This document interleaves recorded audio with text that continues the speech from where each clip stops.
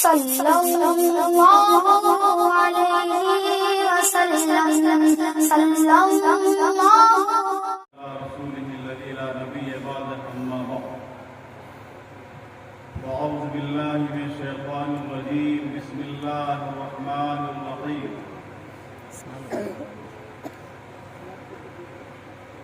ربنا إنا أطعنا سادتنا وكبراءنا فأضلونا السبيل ربنا آتيهم ضعفين من العذاب العظيم الكبير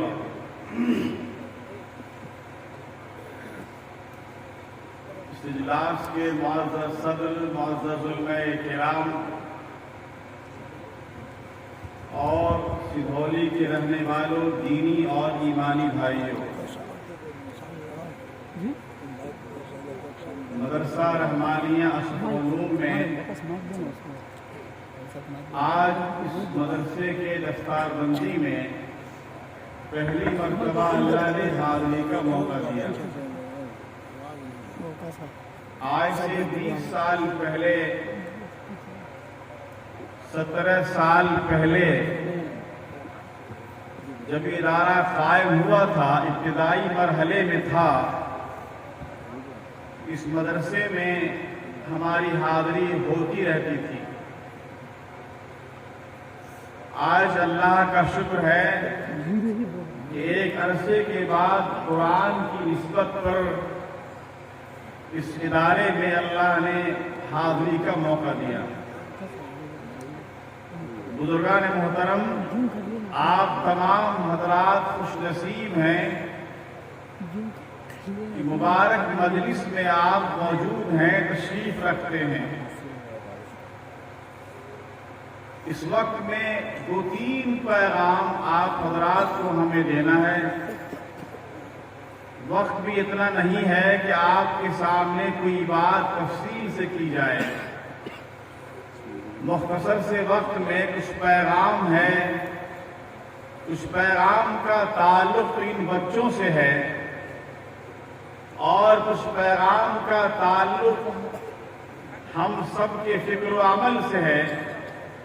انشاءاللہ وہ پیغام دے کر اپنی بات کو ہم ختم کریں گے۔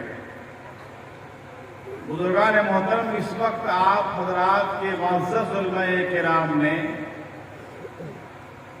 قرآن کی عظمت کے تعلق سے بڑی قیمتی باتیں کی ہیں۔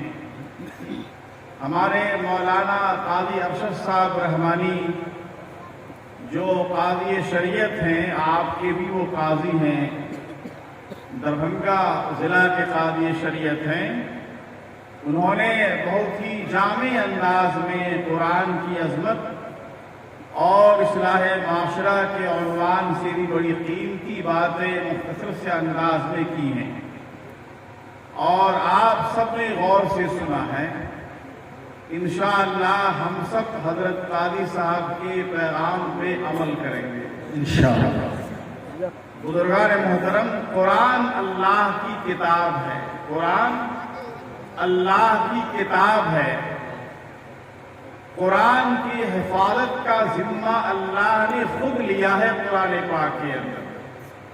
ہمارے محترم قاضی صاحب ابھی آپ کے سامنے اس حوالے سے فرما رہے تھے، قرآن کا ذمہ اللہ نے خود لیا ہے، قرآن کا محافظ خود ہی اللہ ہے، اللہ ہے۔ یہ بڑی بات ہے، جو اللہ کی صفت تھی، اللہ اس کا محافظ ہے، اس صفات کا حامل اللہ نے آج حافظ قرآن کو بنایا ہے۔ اپنی کتاب کا محافظ اللہ نے حافظ قرآن کو بنایا ہے۔ یہ بہت بابرکت بات ہے، باعظمت بات ہے ہم سب کے لیے۔ ایک حدیث ہمیں یاد آتی ہے، غور سے سنیے اور حفاظ کرام کی عظمت کو سمجھیے کہ حفاظ کرام کا مقام اللہ کے ہاں کتنا بڑا ہے۔ آج اگر حفاظ کرام کی عظمت ہمارے دل میں ہوتی، یہ اجلاس اللہ کی کتاب کلام اللہ کے نام پہ ہو رہا ہے، سدھولی کے اندر یہ اجلاس آپ کے مدرسے میں اللہ کے کلام کی نسبت میں ہو رہا ہے. آج سدھولی کے تمام ذمہ دار یہاں موجود ہیں. میرے بھائی، اختلاف کا ہونا، تکلیف کا ہونا ایک اور چیز ہے، لیکن اس اجلاس کو نسبت ہے اللہ کے کلام سے. اس اجلاس کو نسبت ہے حافظ قرآن سے. ابن ماجہ کی روایت ہے، ڈاکٹر، انجینئر، پروفیسر کے لیے وہ جملہ نہیں کہا گیا. ابن ماجہ کی روایت ہے، اللہ کے رسول حضور اکرم صلی اللہ علیہ وسلم اپنی مبارک مجلس میں تشریف رکھتے تھے، اور اس مجلس میں اللہ کے رسول نے ارشاد فرمایا، اور سے سنیے، دلوں میں جگہ دیجیے. حضور اکرم صلی اللہ علیہ وسلم نے اپنی مبارک مجلس میں ارشاد فرمایا صحابہ کرام وہاں بیٹھے ہیں. صحابہ بیٹھے ہوئے تھے. اللہ کے رسول نے فرمایا، اللہ کے کچھ خاص بندے ہوتے ہیں. اللہ کے کچھ خاص بندے ہوتے ہیں. جب یہ جملہ اللہ کے رسول نے فرمایا تو صحابہ کرام نے تجسس کی نگاہ سے، بڑے اہتمام سے نگاہ دیا، خیال لیا کہ اللہ کے نبی کیا فرماتے ہیں. اور تو صحابہ نے سوال کیا کہ اے میرے پیارے آقا، اللہ کے خاص بندے کون ہوتے ہیں؟ نبی نے فرمایا، صحابہ نے سوال کیا، اے میرے پیارے آقا، اللہ کے خاص بندے کون ہیں؟ ابن ماجہ کی روایت ہے، جہاں علماء بیٹھے ہوئے ہیں، اللہ کے رسول نے فرمایا کہ اللہ کے خاص بندے حافظ قرآن ہیں. حافظ قرآن ہیں.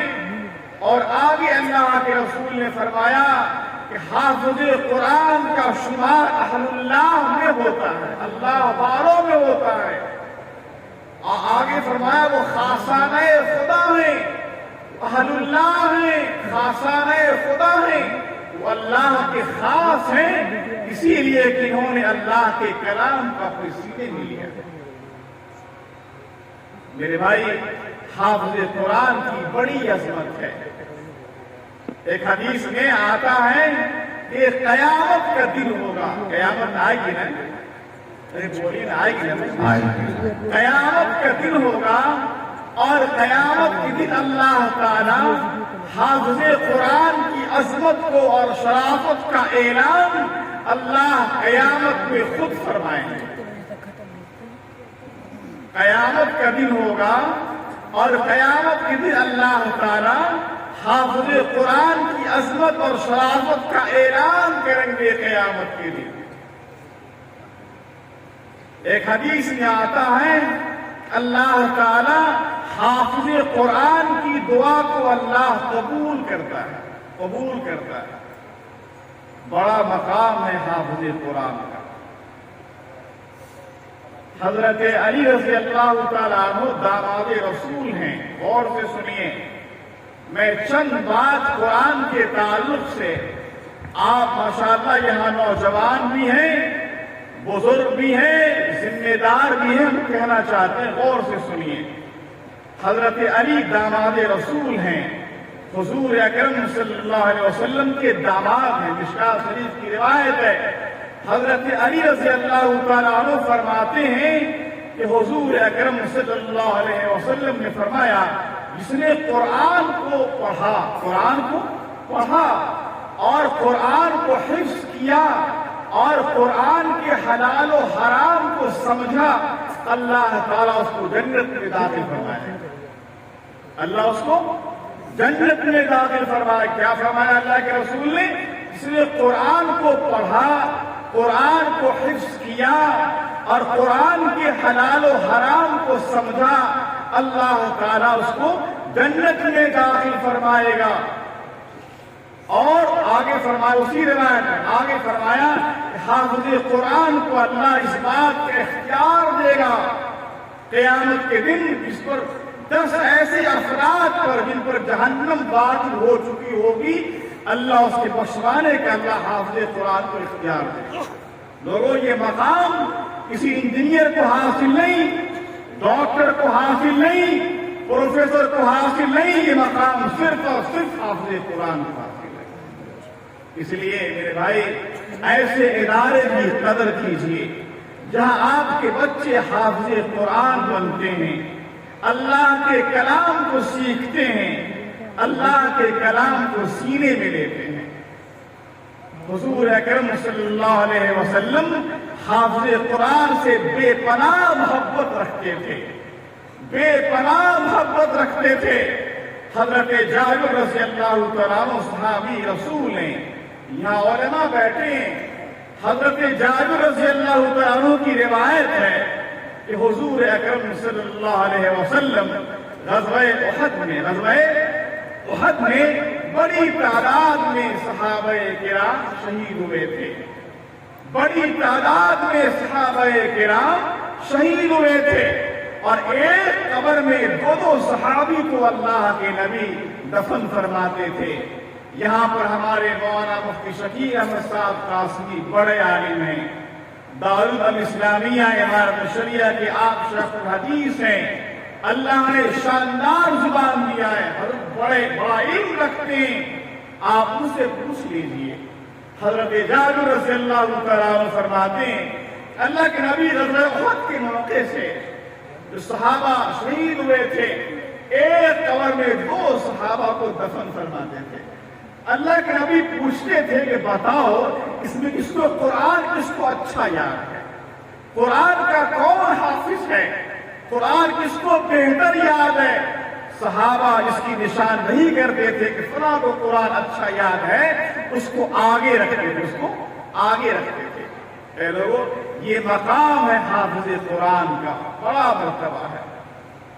ایک روایت میں آتا ہے اگر کوئی شخص حافظ قرآن اس کے حفظ کی برکت کی وجہ سے اس کے کھانے پینے کا خیال کرے گا۔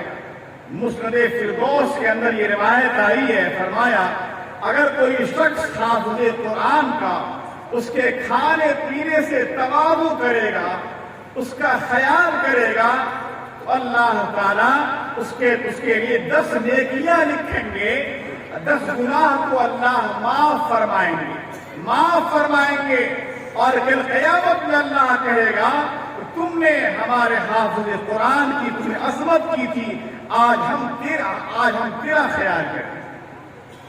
لوگوں، یہ پیغام دے کر آپ بزرگوں سے، ذمہ داروں سے ہم کہنا چاہتے ہیں، جو ادارے جہاں قرآن کی تعلیم ہوتی ہے، اللہ کا کلام پڑھایا جاتا ہے، اللہ کا کلام سکھایا جاتا ہے، اس ادارے کی قدر کیجیے، اس کے اساتذہ کرام کی قدر کیجیے، اس اداروں کو محبت کی نگاہوں سے دیکھیے۔ اے لوگوں، یہ ادارے چھوٹے شکل میں ہیں، بڑے نہیں، شاندار محل نہیں، لیکن یہاں پہ اللہ کا کلام پڑھایا جاتا ہے۔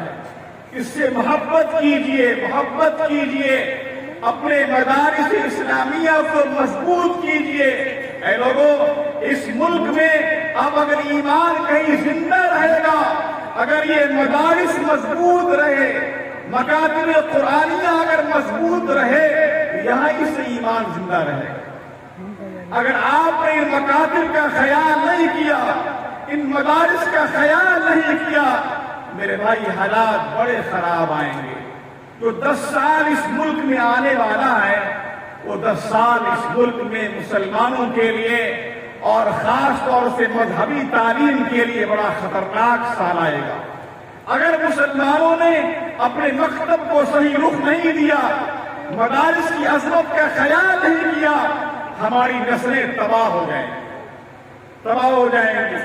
اس لیے آج ہمارے اکابر فرما رہے ہیں کہ مکاتب قرآنیہ کا قیام فرض عین ہے۔ مولانا خالد صفی اللہ صاحب رحمانی فرماتے ہیں کہ جس طریقے سے نماز کا پڑھنا فرض عین ہے، اسی طریقے سے تمام مسلمانوں کو مکاتب قرآنیہ کا قیام کرنا، اس کو تقویت دینا فرض عین ہے۔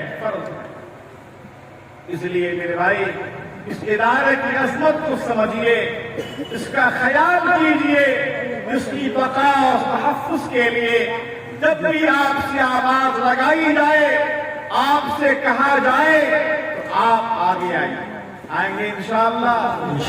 انشاءاللہ۔ اے میرے بھائی، ایک پیغام تو قرآن کے تعلق سے ہمیں یہ دینا تھا، دوسرا پیغام ہم سب کے فکر و عمل کے تعلق سے ہے، اس کو غور سے سنیے۔ قرآن پاک اللہ کی کتاب ہے، منزل من اللہ ہے، اللہ کا قانون ہے۔ آپ سب یہاں بیٹھے ہیں، ذمہ دار بھی بیٹھے ہیں، بزرگ بھی بیٹھے ہیں، نوجوان بھی بیٹھے ہیں۔ آج مسلم معاشرے میں جہاں کا مسلمان چودھری ہے، پیسوں والا ہے، کھیتوں والا ہے، کھلیان والا ہے، نعمتوں والا ہے، موچوں والا ہے، وہاں کی آج نسلیں تباہ ہو رہی ہیں، وہاں کی نسلیں تباہی کے دہانے پہ کھڑی ہیں۔ میں یہ بات آپ کو اسی لیے کہتا ہوں کہ میں امارت شریعہ کا خادم ہوں، اور آپ سے زیادہ ہمیں اللہ آبادیوں میں جانے کا موقع دیتا ہے۔ آپ تو اپنے گھروں میں رہتے ہیں۔ 11 فروری سے میرا سفر ہوا اڑیسے کا اور جھارکھنڈ کا۔